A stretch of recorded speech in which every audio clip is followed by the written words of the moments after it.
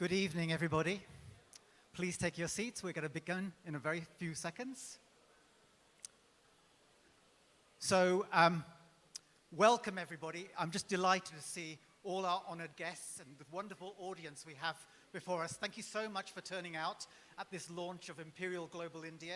We're totally thrilled to have you here to join this partnership that Imperial is developing with India, with institutions, educational institutions, research, and companies, and it's just a wonderful occasion for us. My name is Sanjeev Gupta.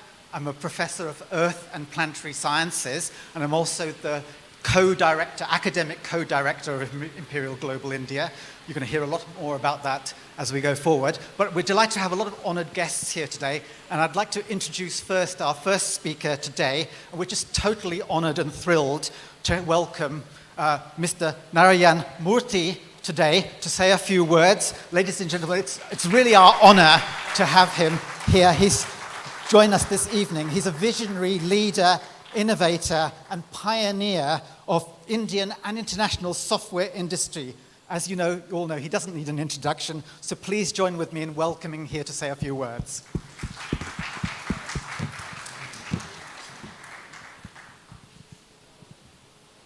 Thank you.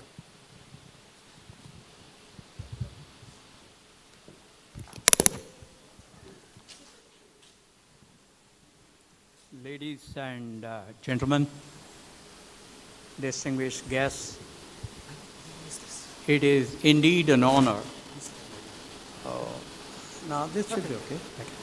It is indeed an honor to welcome you all, including the Honorable Minister, Shri Priyank Kharge and Shri Sudhakar, as well as the Deputy High Commissioner of UK, Shri Chandru Iyer, today to this event. A special welcome to Shri Manvinder Banga, Chairman of the Imperial College, Professor Hugh Brady, President of Imperial College, and of course their team.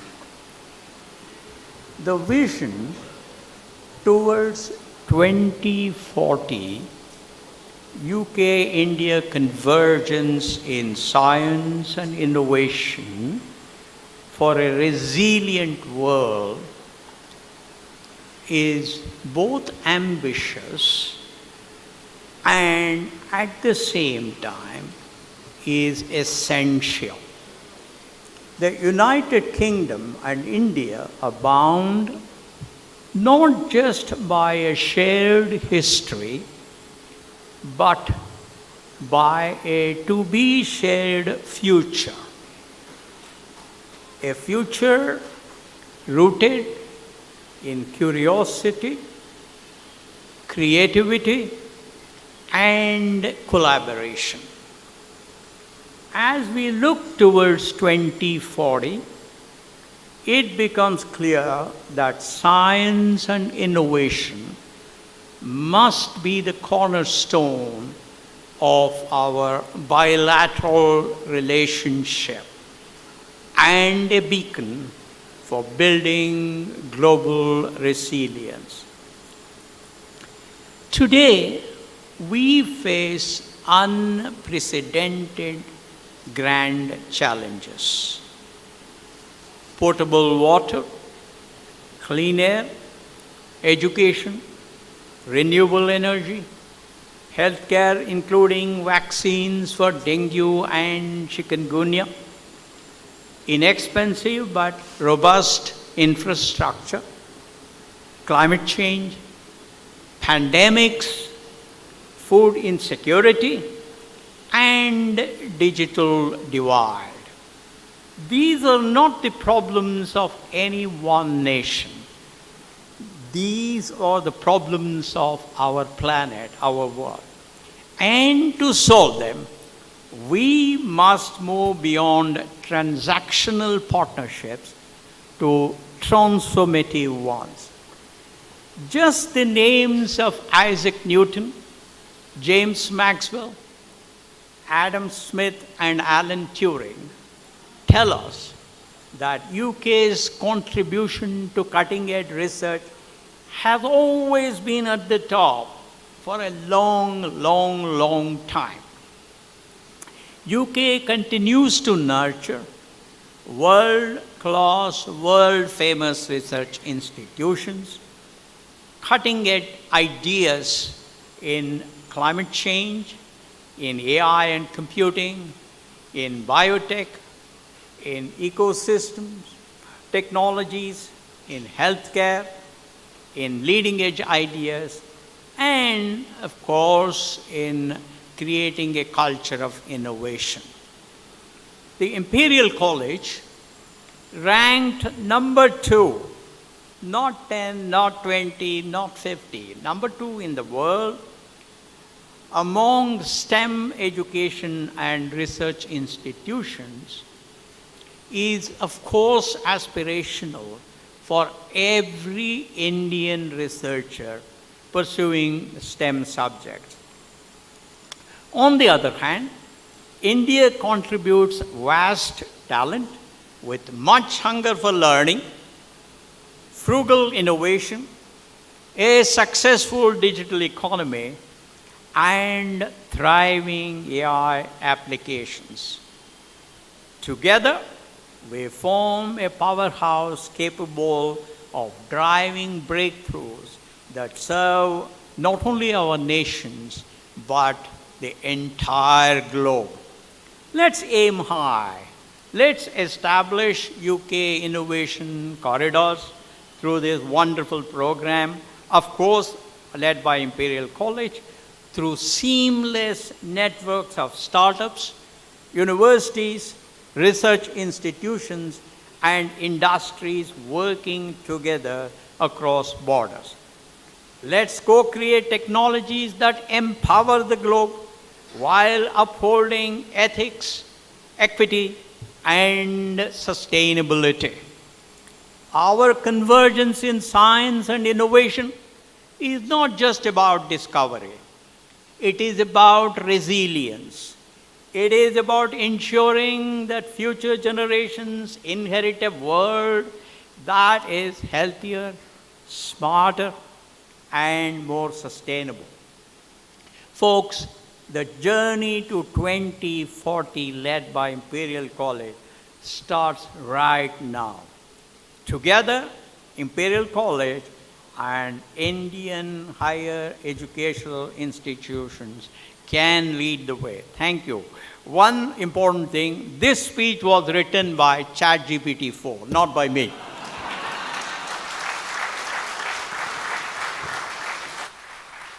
Thank you very much, Mr. Narayana Murthy. Thank you for your inspirational words today. So next I'd like to welcome Professor Hugh Brady, President of Imperial College, to say a few words.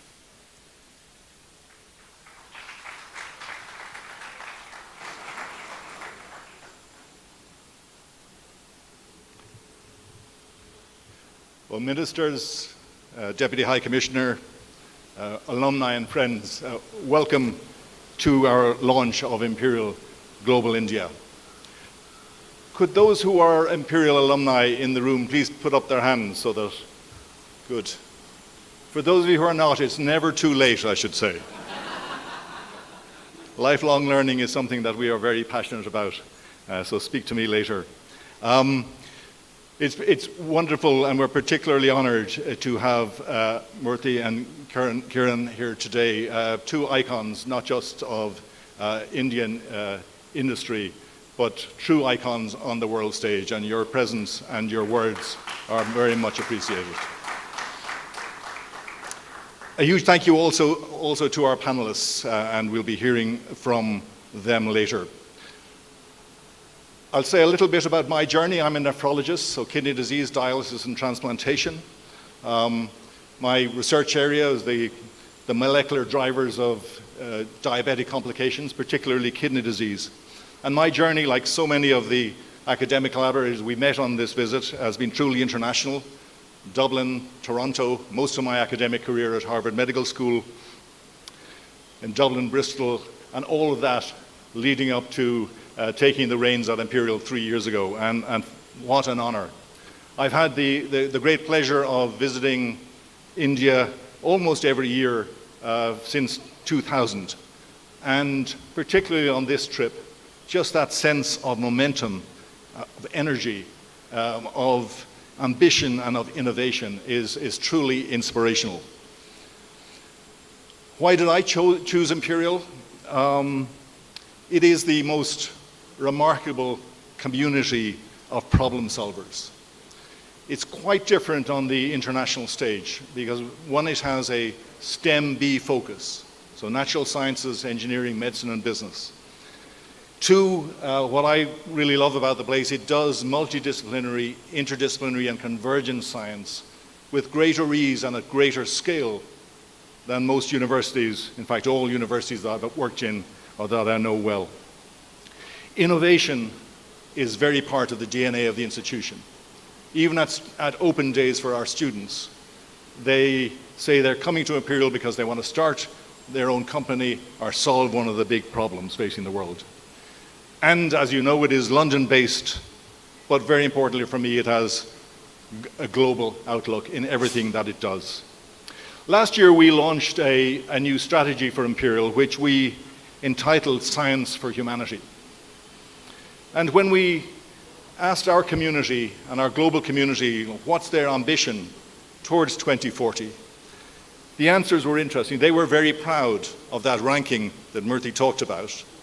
But actually, probably much more importantly, was an ambition to get greater impact from our research and innovation activities to be a world-changing and not just a world-leading institution, and to put that research and innovation to work to make the world a healthier, a smarter, a safer, a more sustainable, and a more prosperous place. Of course, those are grand ambitions. The question is then, how do we do that? And their internationalization became one of the central pillars of our strategy. And the way that we're bringing that step up in our international footprint to life is through the establishment of Imperial Global and its 4 hubs: Singapore, San Francisco, Accra in Ghana as our West African hub, and saving the very best wine until last, Bangalore, which we're launching today as our Indian hub. Why India? We are privileged to have nearly 1,000 Indian students in Imperial, over 150 staff members at Imperial. We have well over 3,000 alumni from India. But really importantly, if you look at just over the last 5 years, we have almost 2,000 joint research papers with Indian collaborators. And of late, we have been, thank you, I think that is worth celebrating. And the scale of that collaboration is not just attracting funding from the Indian government, from the UK government, but it is also increasingly attracting funding from leading industries, including, I should say, Tata Steel, and from the very big foundations. And most recently, our collaboration with IISc and the National Centre for Biological Sciences, a collaboration funded by the Eric and Wendy Schmidt Foundation and their AI for Science program. So we chose India because we're building on a very strong foundation. Our ambition, though, is to really propel that collaboration to another level through Imperial Global India by building research programs of greater scale and greater impact, particularly focusing on PhD training and the postdoctoral experience in areas that the UK and Indian government have identified as priorities. Areas such as clean tech, health tech, advanced materials, AI, quantum.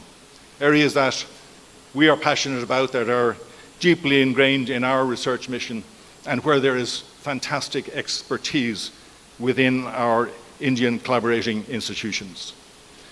Together, we can not just propel the UK and India science to a whole new level, but we can also change the world for the better while doing so. So what a privilege for us all. And I look forward to working with you all to bring our ambition to life over the coming years and decades. Thank you for the warm welcome, and thank you for joining us this evening.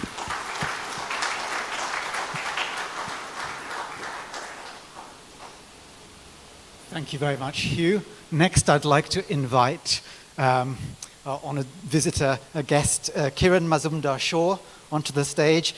Kiran, as you all know, is Executive Chairperson and founder of Biocon Limited and Biocon Biologics Limited, and it's a great honour to have her say a few words to us in this guest lecture talk.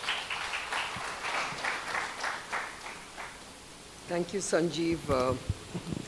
Honourable Ministers, Deputy High Commissioner, Professor Brady, Windy Banga, Mr. Murthy, distinguished guests, ladies and gentlemen. It is truly a privilege for me to be here today at the launch of Imperial Global India, which seeks to drive high-impact science and technology programs through academic, industry, and innovation partnerships.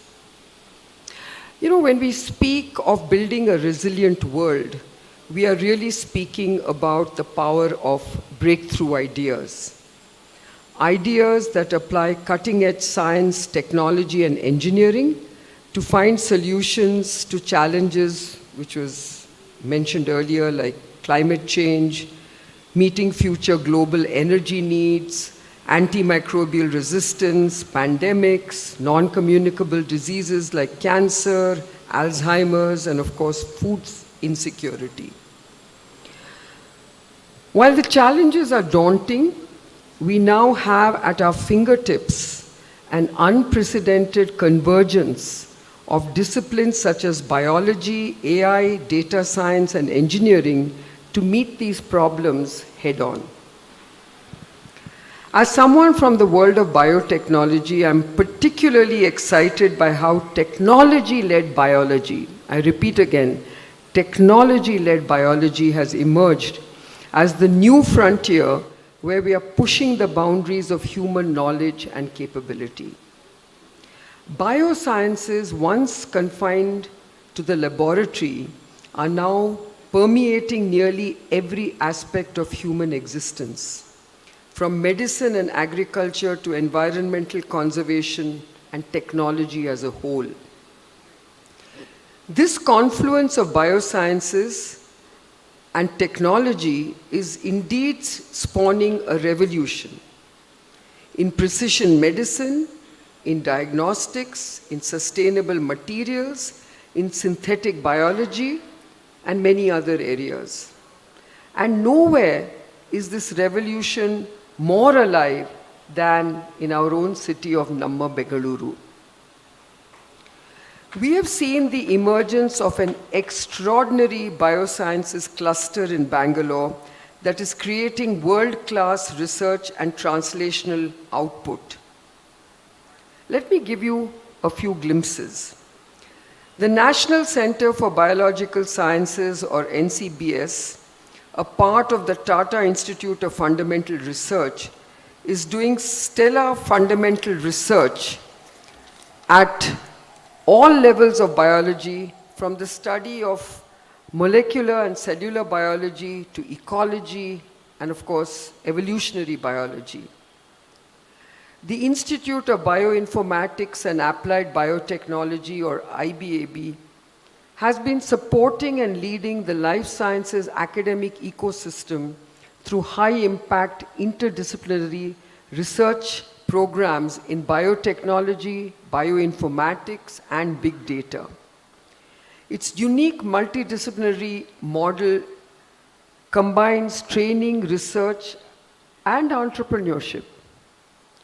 The Jawaharlal Nehru Center for Advanced Scientific Research is pursuing research at the frontiers of science and engineering, covering broad areas ranging from nanomaterials to genetics. And of course, I don't have to say much about IISc because we know how multidisciplinary the research and programs are at IISc. The Center for Cellular and Molecular Platforms, CCAMP, is nurturing deep science startups like Bugworks in antimicrobial resistance, Pandorum Technologies that is working on tissue engineering and regenerative medicine, and C6 Energy, which is pioneering sustainable sea plant farming and biomass conversion into bioenergy, just to name a few. The Bangalore Bioinnovation Center has been providing incubation, mentoring, funding, and networking support alongside access to laboratories and equipment to nurture startups in the life sciences sector. Recently, we've seen bold new ventures like CRISPR Bits, which is one of the first Indian companies spawned out of IISc, using the breakthrough CRISPR gene editing technologies to develop high-quality solutions in life sciences that Indians can afford. Others like Immunil Therapeutics and Zumato Biologics are working on cutting-edge areas of cell and gene therapies. We are now on the cusp of launching at Science Gallery Bengaluru what we want to call the Ideas Lab, which will be a collaborative space where scientists, engineers, and entrepreneurs can come together to ideate, experiment, and innovate. All of this is part of a larger vision to build a robust innovation ecosystem that takes ideas from lab to market rapidly, affordably, and inclusively. If we want to truly make impact, we need academic partnerships that allow shared discovery and mutual learning, industrial collaborations that accelerate scale and market access, and most critically, access to venture capital, especially in deep science sectors like biotechnology, where the gestation is long and the risks are high. This is where Imperial Global India can make a transformative difference. I would like to call upon the Imperial Global India initiative to focus on building strong networks and collaborative partnerships that can take promising ideas from the lab to the market, scaling innovation to deliver meaningful social impact. As a biotech entrepreneur, I believe this is the moment to elevate biotech to the same level of visibility and excitement as AI. And who better than Imperial College, London, a global leader in science and engineering, to shine that spotlight. I believe that Imperial College, in partnership with Indian academia, can play a pivotal role in elevating the profile of biotechnology and biosciences, shining a spotlight on the transformative potential and positioning it alongside AI as one of the most exciting frontiers of science and innovation. The solutions of tomorrow will not be born in isolation.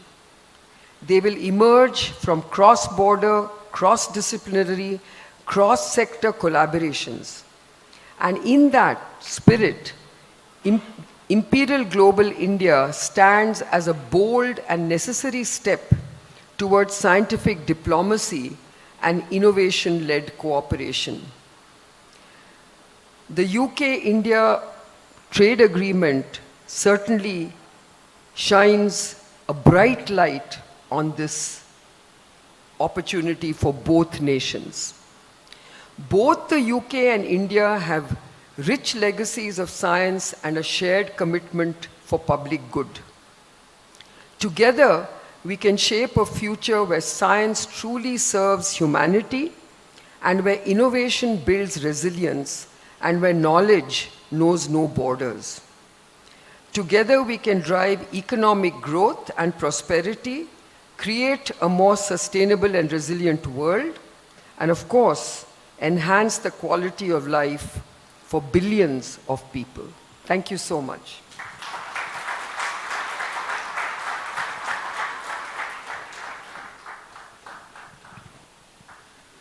Thank you, Kiran, so much for sharing your time, your wisdom, and your vision with us today. Your words really set the tone for the start of Imperial Global India, so we're really delighted. Thank you so much. And now, so a round of applause again for Kiran, please. So now, before we have the panel discussion, we do have some honorable, distinguished guests who are going to say a few words, and I'd like to invite them one by one onto the stage to say a few words, and I'm delighted to introduce you to them. So firstly, we have Mr. Chandru Iyer, who's the British Deputy High Commissioner, to say a few words.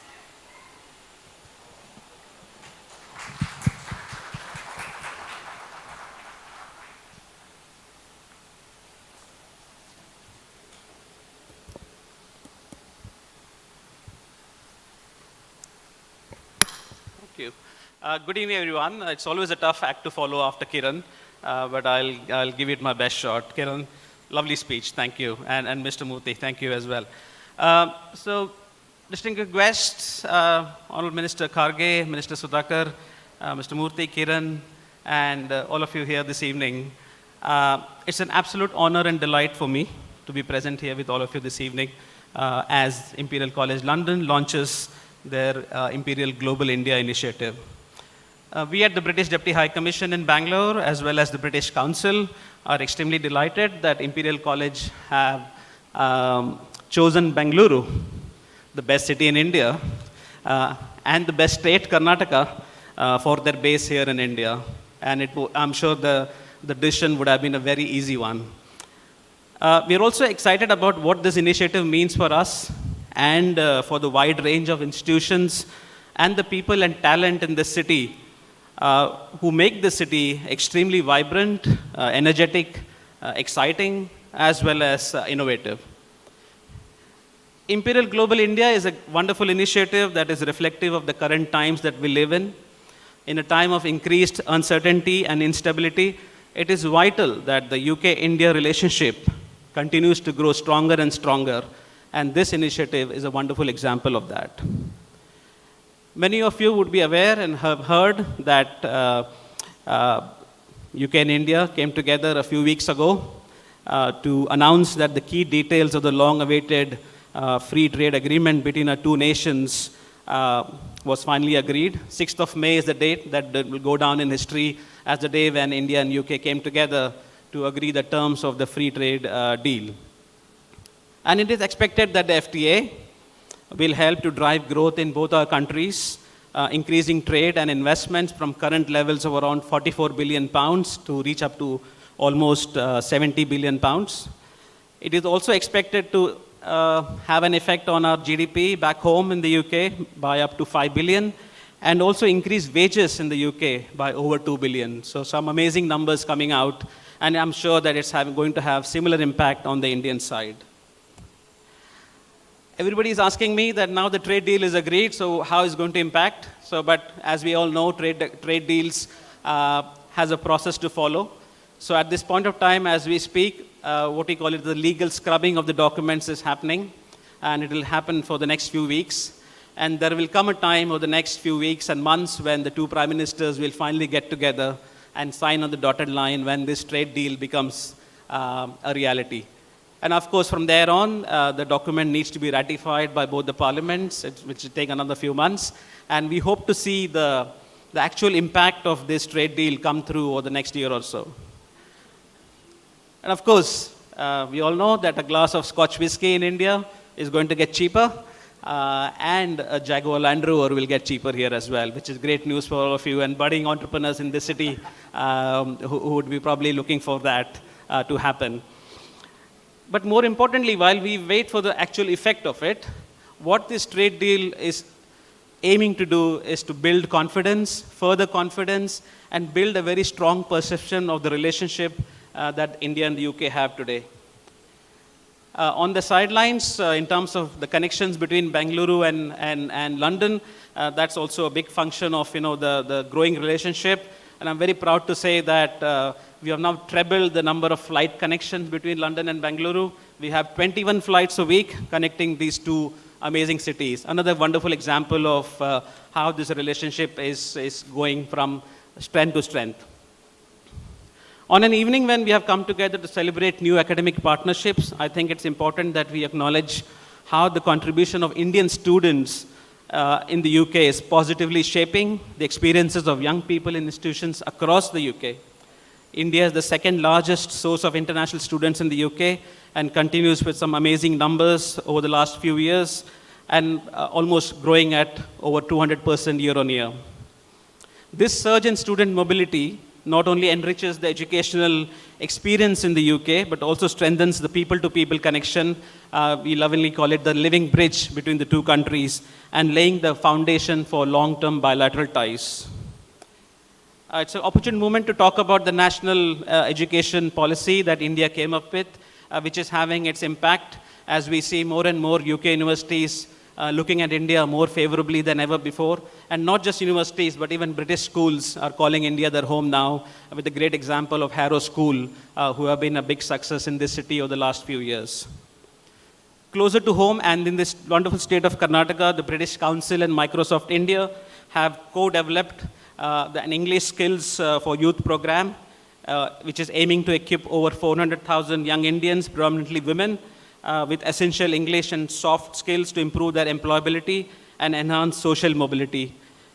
And I'm pleased that working with the Government of Karnataka's Rural Development and Panchayati Raj Department, the British Council has significantly enhanced educational access for rural communities through the government's Arivu Kendras, the local knowledge hubs across the state. These centers, equipped with the British Council digital library walls in internet zones, now serve as gateways to world-class UK educational resources, reaching an estimated 5 million young learners. And we are extremely thankful to Minister Sudhakar for being a big supporter of this. Through the UK in India Educational Research Initiative, we have facilitated over 25,000 academic exchanges across 4,500 institutions. And the most recent funding round of awarding 34 new research grants to 26 UK and 23 Indian higher educational institutions are fostering sustainable solutions for global challenges. Finally, by working in collaboration with the Karnataka State Higher Education Department, we at the British Council have introduced the Internationalization Capacity Building Framework, which supports Indian universities in enhancing their global engagement strategies. And Karnataka has been at the forefront of it, has been a model state with 28 of its state public universities have been actively involved in this initiative. And we are delighted with the impact of this work, and I wish to congratulate all of you who have had a role to play in this success. And then finally, before I sum up, I would just like to say another wonderful success that we have had in this state has been the joint Chevening State Government of Karnataka collaboration co-sponsorship partnership, which was agreed last year, where we are supporting jointly with the government 5 young women, girl students, undergraduates from public universities in Karnataka to go and do their post-graduation in the UK. Another wonderful example of India-UK collaboration. The India and the UK are natural partners, and I'm so pleased that Imperial have chosen to make this great city their home in India, and that their presence will help, as Hugh was saying, connect Bengaluru not only to London, but also to Accra, to Singapore, and to San Francisco. This is truly a global initiative, and I wish, on behalf of my team at the British Deputy High Commission in Bengaluru, a big success. Thank you very much. Thank you, Deputy High Commissioner. Next, I'd like to welcome Dr. M.C. Sudhakar, who's Honourable Minister for Higher Education, Government of Karnataka, to say a few words. Thank you very much.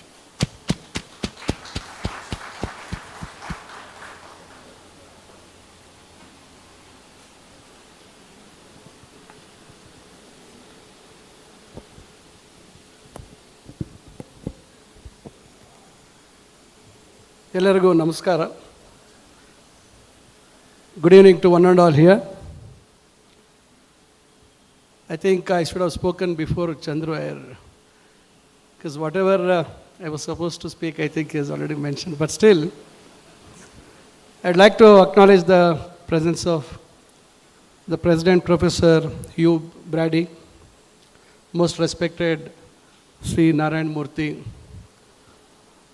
my good friend and my colleague in the cabinet, Priyank Kharge, Madam Kiran Mazumdar-Shaw, of course, Deputy High Commissioner, good friend Chandru Iyer,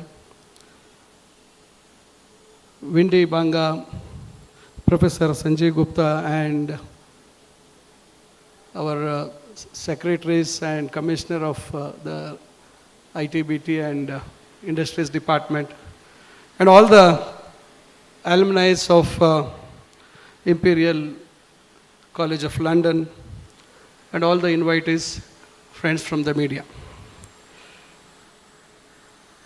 Today, as we stand at the threshold of a new chapter in global academic collaboration, I am filled with immense pride and optimism.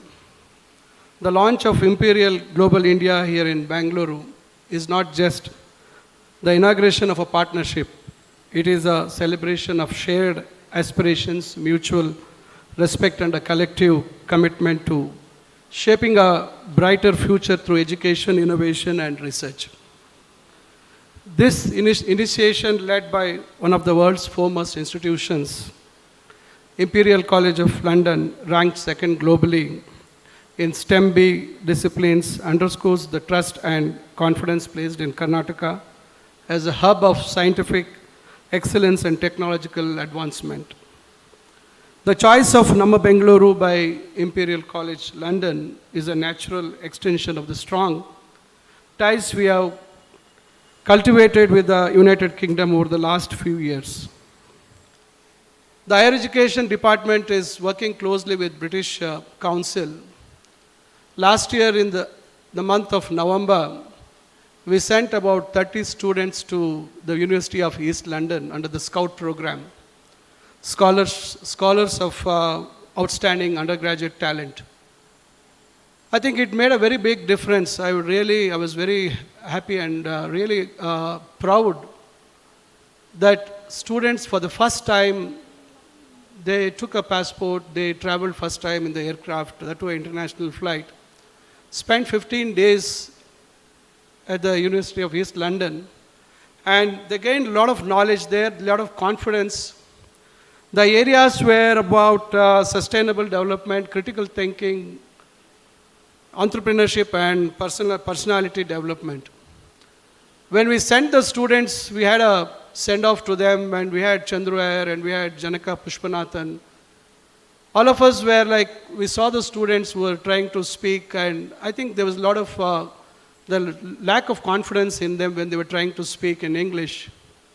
But 15 days of their stay in London, I think the students who were not even trying to come forward and speak a word were so confident in speaking in English, as well as the levels of confidence they gained in just 15 days. It made a real game changer. I think this is a wonderful thing which happened in the department. I thank British Council for joining us in such a wonderful program. I think they are promised to continue this program in the years to come. Janaka is smiling. So I also would like to acknowledge the support from Chandru Iyer as well. He already mentioned about the Chevening program, which we signed last year, and 5 students are traveling to the UK. We've been shortlisted recently by the Foreign Commonwealth Development Office, where they are contributing 50% and Government of Karnataka is contributing 50%. And again, this is meant for only the girls, no, who are not for the men. So men, don't be disappointed. Probably we'll look for something else in the days to come. So this is mainly to encourage the girl students to pursue the post-graduation. And again, Chandru has mentioned about the English Skills program, which has been jointly taken up by British Council and Microsoft. I think like this, we have taken up various initiatives in the department, and we too have signed various MOUs with various other institutions which are supporting the higher education system in the state of Karnataka. And Karnataka is a state which is in the forefront always. I would like to mention here, we have started a new program last year called as AEDP, Apprenticeship Embedded Degree Program. It is an exclusive program, it's a degree program by itself, where we have subjects like BCom Retail, BCom Commerce, BCom Logistics, and then BFSI. So we have started a program where in the 5th and the 6th semester, the students get to go and work in the outlets like Chroma, Reliance, and whatnot, and they go, and we have signed a MOU directly, the colleges and the Sector Skill of Council, the Sector Council of India. We have signed with them directly, and the students are going to be paid a minimum of 9,000 to varying up to 18,000 per month as a stipend for the 5th and the 6th semester. And once they complete that program, they would be directly absorbed into these institutions. So this is a program we have started in 45 government colleges across Karnataka, where 1,400 students have enrolled themselves, and they've already completed 2 semesters. Now shortly they'll be completing the second semester. So this is the program which we have initiated. Basically, we are concentrating more on the skill-related programs, where we're going to create more employable options for the students who are going to graduate.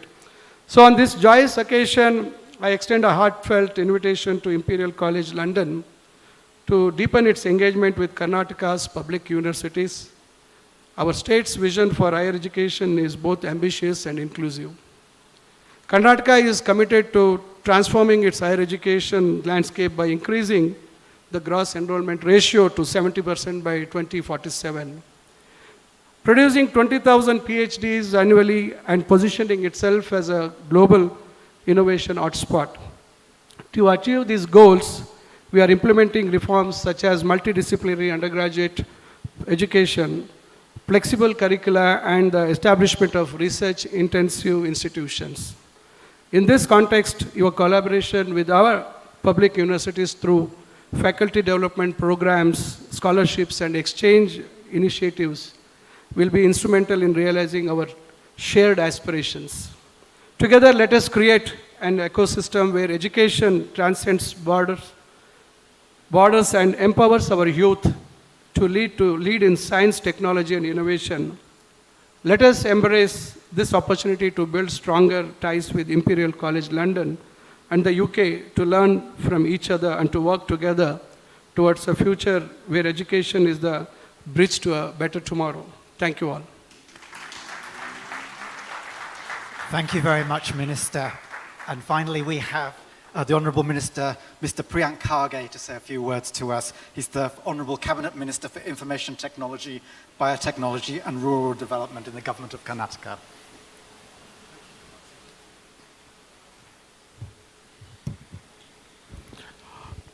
Ellarigu namaskara. A very good evening to all of you.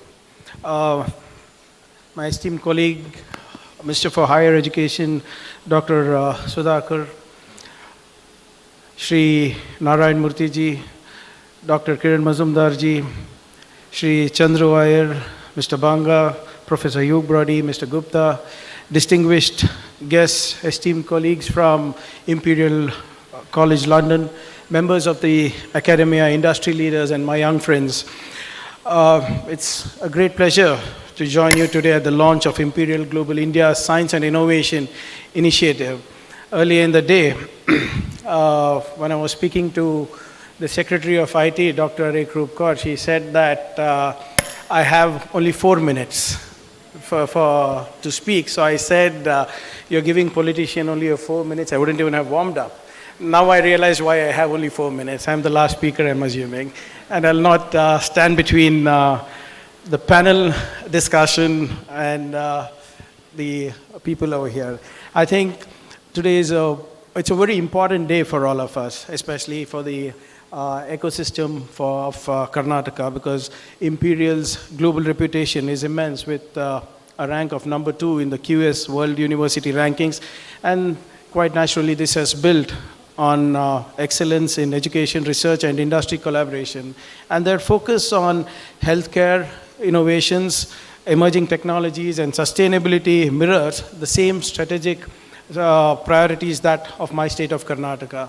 And the launch of Imperial Global India in Bengaluru is not just symbolic, I think it's extremely strategic as well, because it brings us closer to the shared vision of solving global challenges through science and innovation. And I'm sure that most of you over here are aware that Karnataka has for long been the cradle of India's technological revolution. Today, we are the top state in IT exports, and we contribute close to around $80 billion annually. Just last year, we have contributed close to around 4.1 lakh crores through our IT exports. We are home to over 400 research and development centers. More than 400 of the top Fortune 500 companies have their R&D centers here. We are ranked number 8 in the startup ecosystem, and the city of Bengaluru itself hosts close to around 30,000 startups. And more importantly, and another interesting statistics for you is that more than 40% of all unicorns in India are from my state of Karnataka. And we are number 1 in biotech, we are number 1 in Deftronics, we are number 1 in AI skill capacity absorption, we are number 1 in clean energy as well. And I'm sure that this ecosystem has the appetite to absorb everything that the Imperial Global Innovation has to throw in at us. And I'm sure that brilliant collaborations between the cities of London and Bengaluru will happen, as London is home to Europe's largest tech ecosystem with a strong presence in AI, fintech, climate tech, biotech, and of course, other emerging technologies. And more importantly, what I think personally will help the Bengaluru or the Karnataka ecosystem is that London ranks in the top 3 globally across all 5 dimensions of innovations, which are ecosystem strength, financial activity, regulatory environment, access to talent, and resilient infrastructure. While London has this extremely positive attributes, Karnataka itself is extremely agile with its demography and with its ability to learn and deliver on scale. And I think London's deep integration of finance and tech, its pro-business regulatory frameworks, and its global investor networks will be of great advantage to us. While I heard Chandru Iyer speak on how the free trade agreement will start, and possibly it'll take a long time, because at the end of every sentence you were saying it'll take a few weeks and in a few months, in a few weeks and in a few months. So I think what we need is ease of doing ease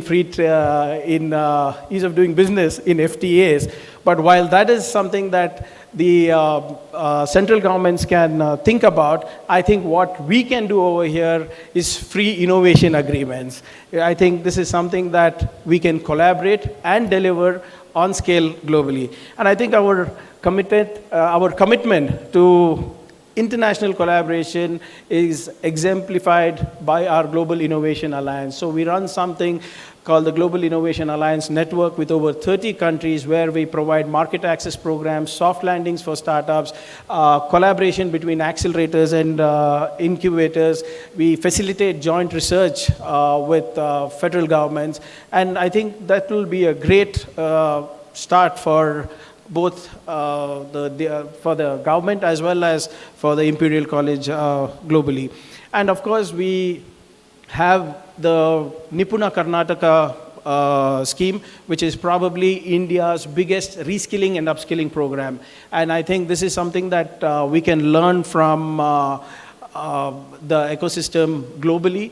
While Imperial is coming to India and having this global initiative program, Karnataka is planning a global program. So we have the Nipuna Karnataka program, which the tagline reads, skill locally, work globally. So we will be training the most employable human resource across verticals from my state of Karnataka, and I think Imperial College will be a great launchpad for the program as well. And also we are one of the very few states in the country which invests heavily in incubators and centers of excellence. We ourselves run to more than 27 centers of excellence, right from agri-tech to artificial intelligence to robotics. So I think we have the appetite, we have the agility to learn from each and every ecosystem and ensure that we are able to bring up frugal innovations, solve global problems on scale. So I think this is also one of the major things that we can do. And what I would request the Department of ITB, my department and Imperial College is if we can have a small working group so that we know what is it that the academia wants, what is it that skills that are that we can improve upon, and of course the industry collaboration. If we are having a tripartite working group to start with, and we understand that what is it that together we can deliver locally as well as globally, I think that will be great, especially in talent development, research and innovations, and like Dr. Kiran in her speech was saying that we could create an idea lab here. So definitely I think we could co-create an Imperial Idea Labs right here along with my department and the Department of Higher Education, wherein we not only nurture research, but we also nurture innovations and we help them commercialize on scale as well.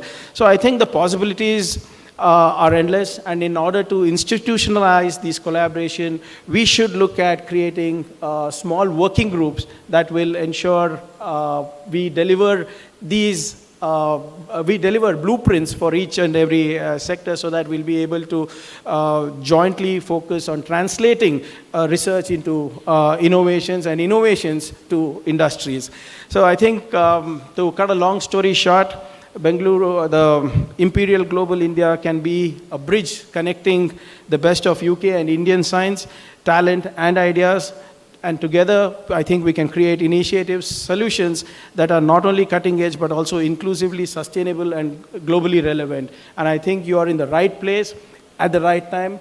Karnataka is slated to grow at a phenomenal rate. Bengaluru is slated to grow at a rapid pace of 8.8% for the next 10 years. We will be one of the fastest growing cities in the world, and we have a great democracy. We have a great policy framework that will ensure research and innovations thrive. We have a great policy framework for businesses to thrive, and more importantly, we have the hunger to deliver on global scale. So I think we can work things together to ensure that we build a resilient environment, not just for Karnataka, but for the country and for the globe as well. So thank you so much for your invitation, and thank you for your patience. Jai Hind, Jai Karnataka. Thank you, Minister. Okay, we move on to our next exciting bit, which is our panel discussion. So I'd like to get the panelists up onto stage. So I'd like to introduce our panel chair, is Ms. Vanda Olthuizen, who's the Vice President of Strategic Engagement. We have Mr. Vidit Atre, who's the founder and CEO of Mishu. Dr. Elena Dickman, who's academic co-director along with me of Imperial Global India. We have Dr. Anjana Bandriana, who is Associate Professor at the National Center for Biological Sciences and a Schmidt AI in Science Fellow, and Mr. Srinath Ravichandran, who's co-founder and CEO of Agnikul Cosmos. Thank you very much, Sanjeev. I'll just let everyone get their microphones. While we're doing that, we'll share them around. We'll share them around. We started this event with Mr. Murthy talking about a shared future for UK and India. And I was thinking, as I was sort of sat in the audience, that if this group of talented young scientists and entrepreneurs don't represent that shared future, I don't really know what does. So I'm really excited to now sort of get into a discussion around what we're going to be able to achieve together to build a more resilient world, both within our own countries, but globally as well. And we know our governments have spent a lot of time talking about this. So we have the tech strategy initiative between India and the UK. But Anjana, I wanted to come to you first to sort of get your view on what you think which emerging technologies you think will present the greatest potential for building that resilience globally. Yeah, thank you. It's really a pleasure to be here at the panel. And I want to sort of refer back to what Kiran had said about the merging of biology and AI. And I do think that's where a lot of power lies. And one can see this going all the way from fundamental science, where we can understand better evolution, understand better how the brain works, but all the way to translational aspects, such as making more climate resilient solutions, predicting disease progressions, and coming up with innovative solutions to deal with diseases, including the problem of antimicrobial resistance that we face quite a bit in our own country right now. So I would say biology and AI, and bringing those two elements together, because I think biology has really reached its maturity in terms of understanding and bringing it to translation, and AI is really at a very exciting space right now. Fantastic, thank you. And Srinath, if I could come to you, because one of the things I've certainly heard since I've been in India this week is, while there's a lot of focus on biotech, health tech, clean tech, we keep getting talked to about space and the potential not only for the amazing work going on in India in this space, but also in the UK. So again, it'd be really good to hear from you what potential you see for sort of international scientific collaboration on space, both research, but also in space innovation and kind of really space tech. Sure, thanks for having me here. I think, so just as way of introduction, we build launch vehicles, rockets that take small satellites to space. So I'll start with rockets. So we actually have a collaboration with the Shetland Space Centre in UK. And even though India does a lot of amazing work with rockets, the one thing that we really can't get from India is higher latitudes. And higher latitudes actually make a difference for certain kinds of launches. So it does make sense to partner with countries or geographies where you have different latitudes. The next thing is with Agnikul's story itself, a lot of our early stages happen because of partnership with the academia. And I think that's where the whole partnership with Imperial is going to make a big difference. I think particularly with deep tech startups or startups which require more facilities and support from an infra standpoint in the early stages, it's very important to have an academia partner. Nothing like having a global academia partner, so I think that's also going to be a great place. And finally, space is a global platform. There is no such thing as only addressing local customers and so on. You can always make from India or make from UK and for the world. And I think that way, this is again going to be a great initiative. So a truly global collaboration potential there. Elena, just coming to you, I think one of the challenges we've had from quite a lot of the speakers is to make sure that we're bringing people together and really encouraging that bi-directional flow of talent back and forth between the UK and India. And I mean, just for those of you who don't know, we've got 5 clean tech founders from which we've brought over from Imperial with us today. So we're starting that work already, and I'm hoping you'll find some time to go and talk to them in the showcase, in the reception after. But Elena, how do you think we can encourage more scientists and entrepreneurs, medics, engineers to spend time in India and vice versa, spend time in the UK, so that we really do start to share knowledge and scale ideas into real solutions to some of the challenges we actually share? Thank you. I think the core to this is really to find scholarship. So we're absolutely thrilled that we have agreed today a 2+2 PhD collaborative scholarship with IISc. So we're going to start with this right away. We're going to send scientists from the UK to India, from India to the UK, and it's really all about people. So we need to start bringing our students to India and also Indian students to the UK. And there's a huge range of different fellowships and scholarships that can be accessed. We have, for example, at Imperial also the Global Fellows Fund, which I've used as well to bring students to different countries. And it's a fantastic opportunity for young people to experience India and also the UK. So I hope we will create more of those in the future. 2 of my students are here right now actually on a research project. So it is just a 9-hour flight. It's not very far. And we hope to bring over many, many entrepreneurs, innovators, and scientists in the future.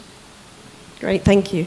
And Kiran, in your remarks, you really challenged us to focus on building strong networks and then using those networks to kind of scale these technologies. And it'd be great to get your view really on how the UK and Indian, and particularly the innovation ecosystem around this city, can really align to scale breakthrough technologies more globally.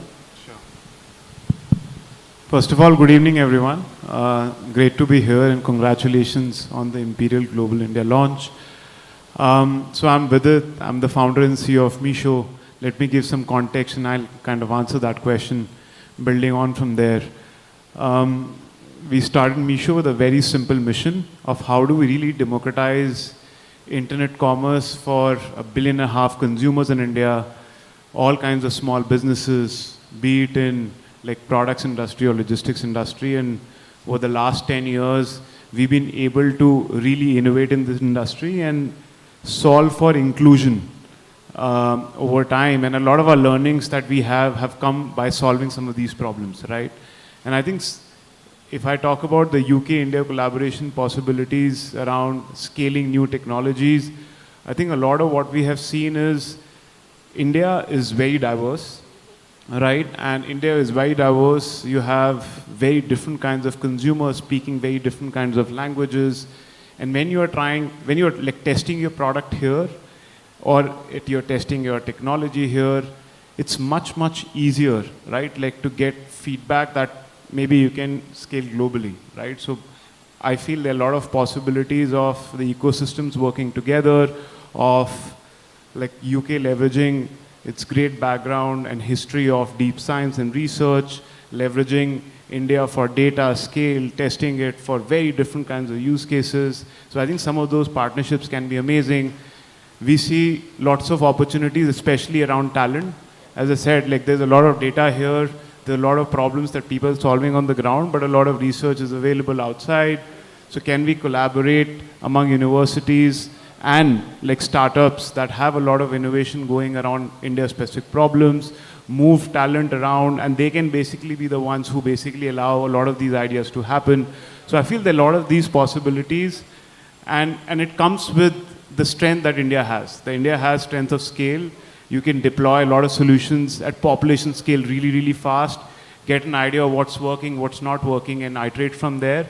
And I think that can be the thing that India brings to the partnership, and obviously Imperial and universities from UK can bring the deep research and science background that you have. Thanks. Srinath, I wonder if you could sort of make a comment on that question as well. Sort of what do the two innovation ecosystems have to learn from each other, or what do you hope that they could have to learn from each other through greater collaboration? Yeah, I think the first thing to learn from is applying it to a different customer base, whatever you're solving for. A lot of things get addressed when you solve it at a local level, but then only when you test your waters outside, you really know what happens. So we could use this as a ground for testing real innovation there. That's where you get the global validation, right? And I'm again going back to the academia route to try it all out. It is the most, the safest place in terms of, trying out something if you're trying out something new. And the other aspect is I think India has a very powerful set of institutions at a government level to do a lot of deep tech work. I'm not really sure how much I have looked into the UK system, but I think these kind of opportunities should leverage more of the government ties as well. When you're looking at solving large-scale problems, it's not only a pure commercial thing. There's always a government angle to it, and more of these partnerships could, involve exploring that angle as well. Thanks. And Elena, maybe just get the perspective from the UK, what you hope to learn from deeper collaborations and greater understanding of the ecosystem here. Whatever happens in India, it happens at huge scale. So for us, it's highly interesting actually to see how we can really make an impact at scale as well, because we are running out of time to solve the big problems and the tricky problems here. And we believe there's a huge, powerful science community here that we really need to connect with to make things happen.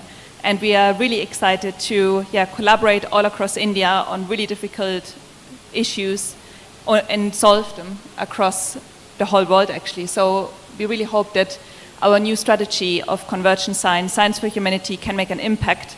And we really need Indian excellence and brilliance in research and innovation to make it happen. Great.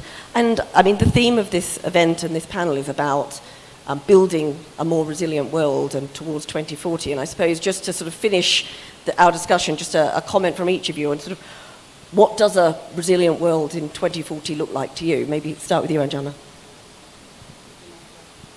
All right, so I would say for me a resilient world looks equitable and inclusive, diverse in terms of the people who are part of it, but also in terms of our biodiversity.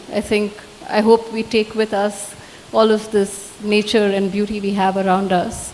And a resilient world has to be sustainable. Yeah. Maybe Srinath, if you've got the microphone, so you can go next. Yeah, I think collaborating at both the academia level, government level, and the startup level is something I would like to see. And you spoke about a 9-hour flight. I would like to make it an hour or so if there's such a space transportation thing possible. But I think it's more about enabling people to cross geographies and work from, on whatever problems they want to really solve. I think that is the real measure of how successful we are. And Elena? For me, it's all about collaboration and creating great things together. Vidit? Yeah, I think from our experience, we have seen, if you look at resilience in our ecosystem, a lot of resilience comes by having very high digital inclusion, right? So one of the big roles we play, and when we started the company back in 2015, we used to see that lots of businesses who really wanted to participate in the online economy just struggled with doing it because they did not know how to run a business online, they did not know how the economics work, maybe they were not so tech savvy and so on and so on. And a lot of problems that we have tried to solve is really to bring them into our ecosystem. Now we have some of the smallest businesses that you can find in India, like selling their products online. And if I just give an example of resilience, like when COVID happened, we could see a big difference between small businesses that were available online and who were not available online had very different trajectories, right? People who were multi-channel were able to find customers and demand online, were much more resilient. They also got access to market feedback much, much faster, and hence change like respective to the demands that you're seeing among consumers because people are not buying the same thing anymore.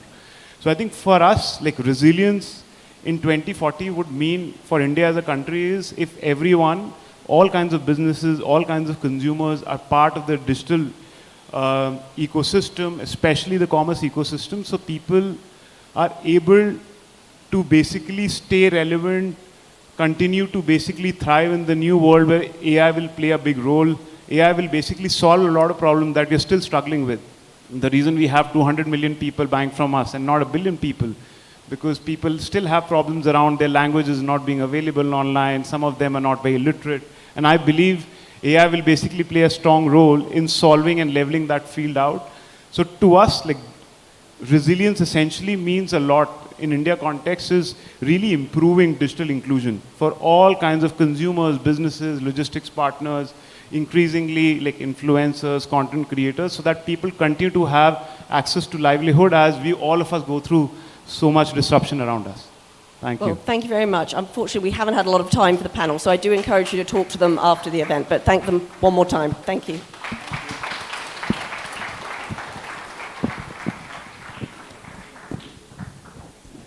Thank you very much to Amanda and all the speakers on the panel for their thought-provoking words. I'd like now to invite Vindi Banga, who's Chair of Council for Imperial College London, to the stage for a vote of thanks.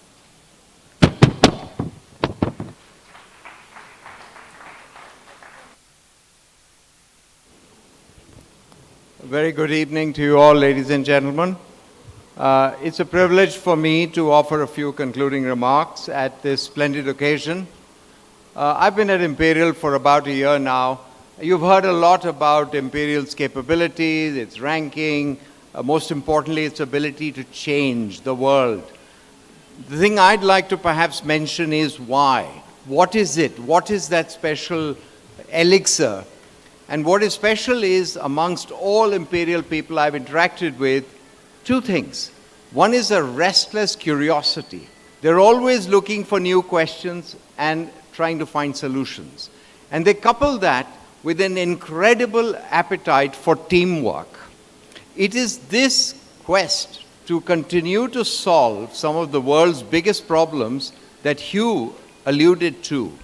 And that, coupled with a spirit of true partnership, is what has brought us to India today. That's the reason, and I must say I'm delighted personally, because for me this is a little bit like a homecoming. I've been away from the country for about 2 decades, but my entire education was in India. I was at IIT, Delhi, and at IIM Ahmedabad. And I can speak personally for the foundational quality that enabled not just me, but actually thousands of people who have come out of India's educational system. In this period that I've been away, I have of course watched with great pride the progress that India has made in its education system, in its infrastructure. Look at the airport in Bangalore, what a shining example. But of course, very much so in its scientific thought and endeavor. Where better to experience that than this morning as we went around the National Center here for Biological Sciences. Or indeed, the ability to take that science and translate it further into impact like CCAP. So these are living examples. It's not an accident, I think, that Bengaluru is a crucible of discovery, but has figured out a model to take that discovery all the way through to impact. That's why we are here. We bring those values, we see those values here. We see another thing in India that is actually hugely game-changing for the world. People call it frugal innovation. I actually prefer to call it high-impact innovation, because I find again and again I'm astonished at how people in India are able to achieve so much with so little. And I think there is a lot for these two institutions. You've heard that from everybody this evening. There's so much that can be done together. And I look forward with immense excitement, frankly, at what the future will bring and what we will see unfold from the Imperial Global Hub in India, located in Bengaluru. Thank you all for joining us this evening, and most importantly to our speakers, our ministers, our Deputy High Commissioner, and very much so to my dear friend and enormous entrepreneur Murthy, and of course, similarly to Kiran. Thank you all for gracing us tonight. Thank you.